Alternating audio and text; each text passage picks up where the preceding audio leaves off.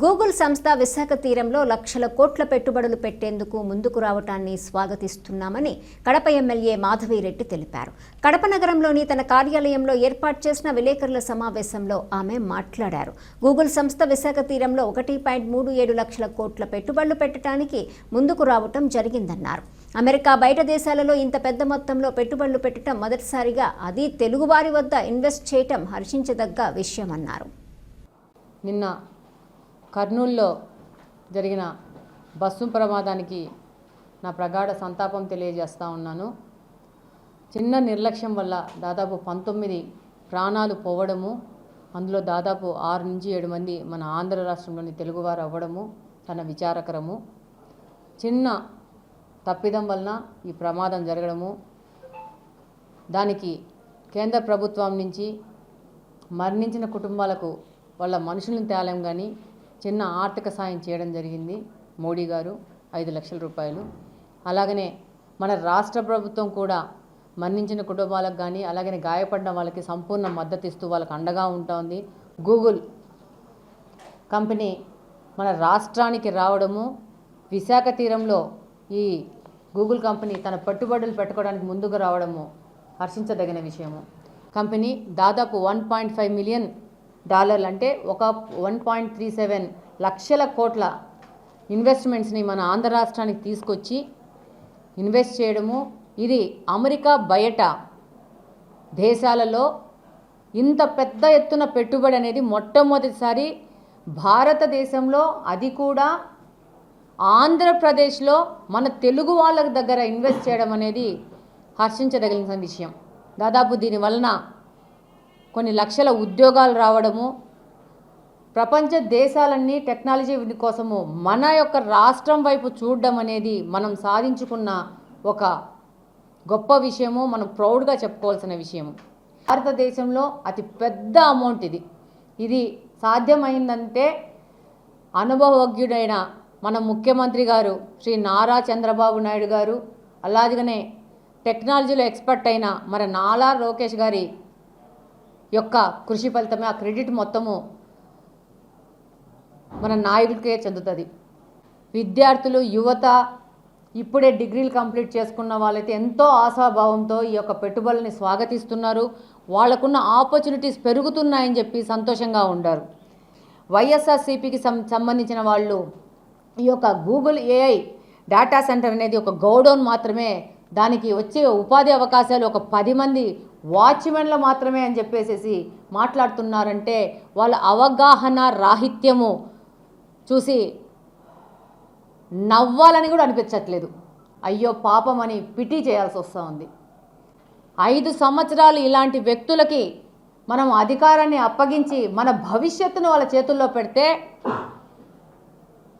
ఒక డ్రైవర్, మతి భ్రమించిన డ్రైవర్ చేతిలో ఒక వెహికల్ ఉంటే అందులో ఉన్న ప్యాసింజర్స్ పరిస్థితి ఏందో ఆ విధంగా గత 5 సంవత్సరాల నుంచి ఈ రాష్ట్రం పరిస్థితి అయ్యింది.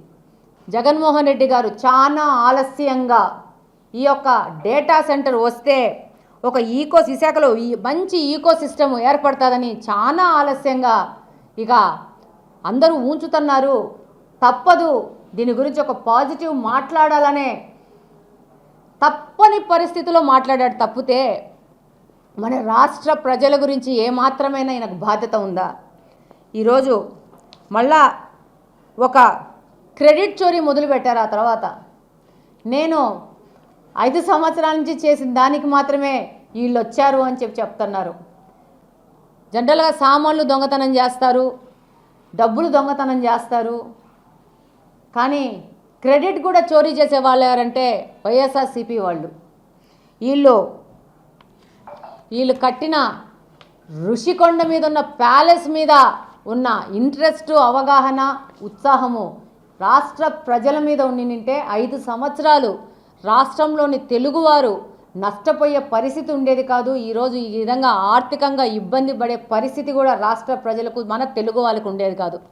14 నుంచి 19 మధ్యన ఇలాగనే నారా చంద్రబాబు నాయుడు గారు కియా మోటార్స్ తీసుకొచ్చి అనంతపురం దగ్గర స్థాపిస్తే, అధికారంలోకి వచ్చాక ఆ మోటార్స్ కంపెనీని ఎలా బయటికి తోలేసేయాలా ఈ రాష్ట్రం నుంచి, ఈ రాష్ట్రంలో పరిశ్రమలు ఉంటే ప్రజలకు మంచి జీవన సరళి ఆదాయం వస్తుంది. ఆదాయం వచ్చితే వీళ్ళు నన్ను భగవంతుడు అనుకోడు, వీళ్ళని ఆదాయ పరంగాను ఆర్థిక పరంగాను ప్రజలకు ఏ విధమైన అవకాశాలు లేకుండా చేసి వాళ్ళని దుర్భర దారిద్ర్యంలో పెట్టేస్తే వీళ్ళు ఇచ్చే బటన్ నొక్కితే వచ్చే డబ్బుల కోసం ఎదురు చూస్తారనే ఉద్దేశంతో అనేక లెటర్స్ రాసి లేఖలు రాసి వారిని పోగొట్టాలంటే సదరు కంపెనీ ప్రధానమంత్రి గారికి ఫిర్యాదు చేసి వాళ్ళని పడుతున్న కష్టాలు చెప్తే ఏమన్నా గత్యంతరం లేక వదిలేశాడు. కానీ అది కూడా మళ్ళా మాట్లాడతారు, నా వల్ల వచ్చింది కియా మోటార్స్ అనే చెప్పే దుర్భరమైన స్థితిలో ఆ పార్టీ ఉంది.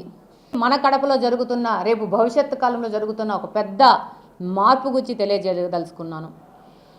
ఐటీసీ కంపెనీని యొక్క వేస్ట్ సెగ్రిగేషన్ కోసము సిఎస్ఆర్ ఫండ్స్ కింద వాళ్ళని ఆహ్వానించడం జరిగింది. ముఖ్యమంత్రి గారు ఐటీసీ కంపెనీని రిక్వెస్ట్ చేయడం జరిగింది. వాళ్ళు కూడా ఆంధ్రప్రదేశ్లోని యొక్క ఈ చెత్త సెగ్రిగేషన్ కానీ ఇలా ఈ చెత్తను మేనేజ్మెంట్ విషయంలో కానీ మాకు సహాయం కావాలని చెప్పేసి పెద్ద పెద్ద కంపెనీలను అడిగితే ఈ ఐటీసీ కంపెనీ ముందుకొచ్చారు. వాళ్ళు ఈ వేస్ట్ సెగ్రిగేషన్ దాంట్లో నిష్ణాతులు, వాళ్ళు మేము కూడా తీసుకుంటాము, అడాప్ట్ చేసుకుంటామంటే దత్తత తీసుకోవాలంటే మా యొక్క కడపను తీసుకోండి.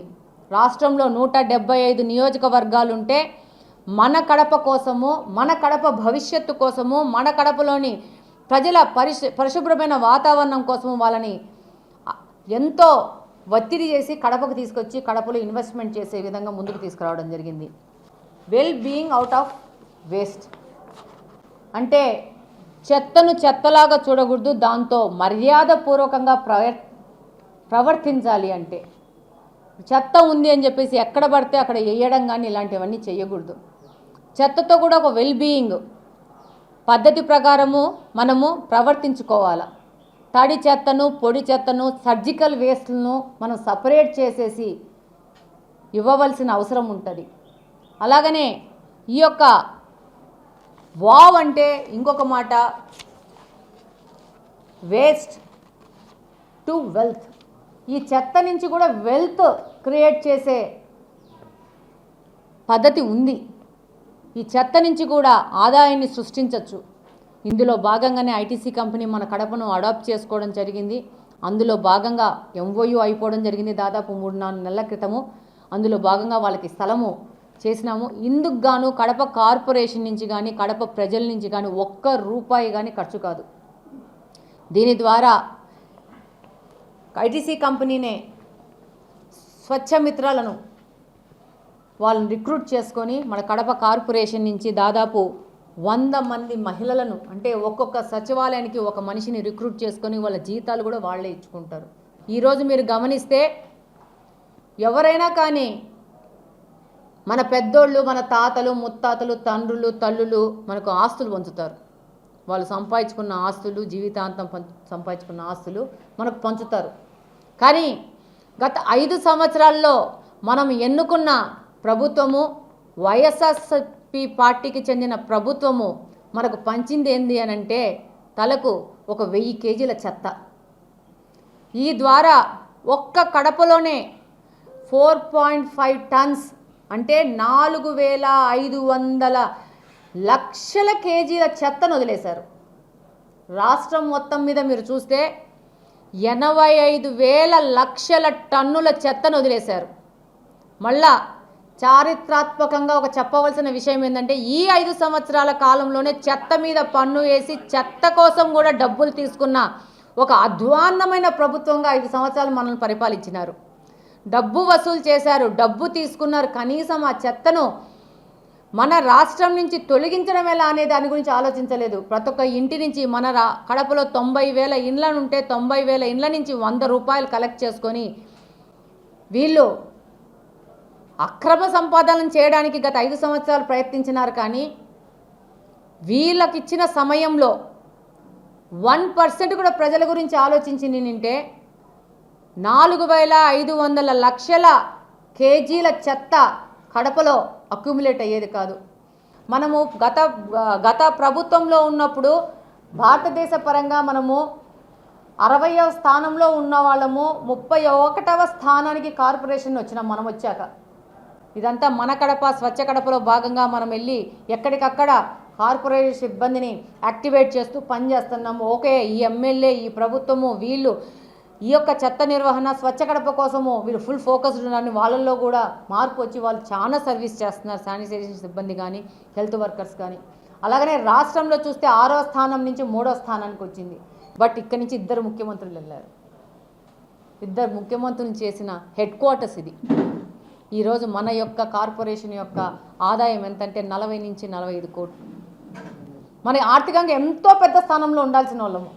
మన ఫండ్స్తోనే మనం డెవలప్మెంట్ చేసుకునే స్థితిలోకి మనం వెళ్ళిండాలి. ఎందుకంటే 20 సంవత్సరాల నుంచి ఒకటే పార్టీ, అంటే పేర్లు మారినా కూడా పార్టీలో ఉన్నవాళ్ళు వాళ్ళే. సో వాళ్ళు ఫోకస్ చేసి నింటే మనం కూడా వైజాగ్కి, రాజమండ్రికి పోటీ పడి మనం ముందుకు పోయిండే వాళ్ళము. వీళ్ళకి అవగాహన లేకుండా ఇదొక దోపిడీ చేసుకోవడానికి మాత్రమే ఈ కడప నగరాన్ని వాడుకున్నారు తప్పితే కడప గురించి ఎవరన్నా ఆలోచించినారా? ఈ పెద్ద పెద్ద గొప్ప గొప్ప నాయకులు, వైఎస్ఆర్సీపీకి చెందిన నాయకులు.